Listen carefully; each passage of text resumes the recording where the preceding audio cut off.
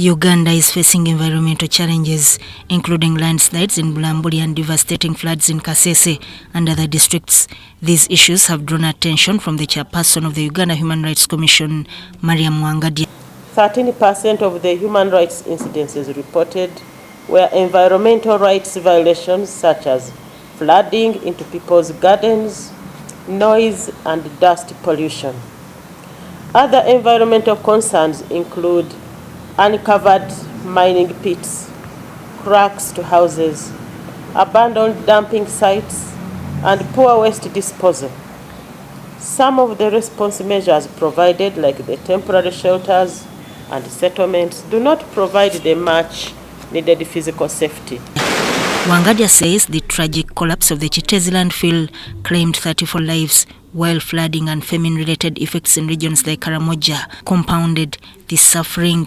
This exposes women and girls to gender-based violence, manifested through sexual, gender-based violence, economic violence, and psychological violence. Although the Office of the Prime Minister has taken strides to respond to the plight of persons affected by environmental harms, more can be done to provide an enhanced gender-responsive approach. She called for balanced approaches in disaster management and environmental restoration, emphasizing the importance of prioritizing the rights and welfare of Uganda's most vulnerable populations. Many forests in the central region, Masindi, Hoima, and Amuru districts have been turned into farmlands due to their perceived fertile soils and the enticement of high returns from investments in agriculture.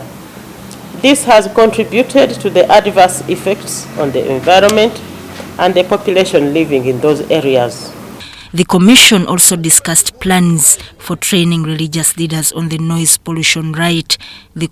And they considered that, yes, they are still human beings in the churches. And because they are human beings and they hold a sense of power in the community, that power can still be abused. So we implored them to prevail against their colleagues, to have discussions. So as the Commission, we are going to embark on training religious leaders so that they are not only trained in religious books, but they should understand the concepts of human rights and is what is required to respect the human dignity of people. The commemoration of the International Human Rights Day is a reminder of the universality of human rights anchored in the 1948 Universal Declaration of Human Rights. Sudat Kaye, UBC News.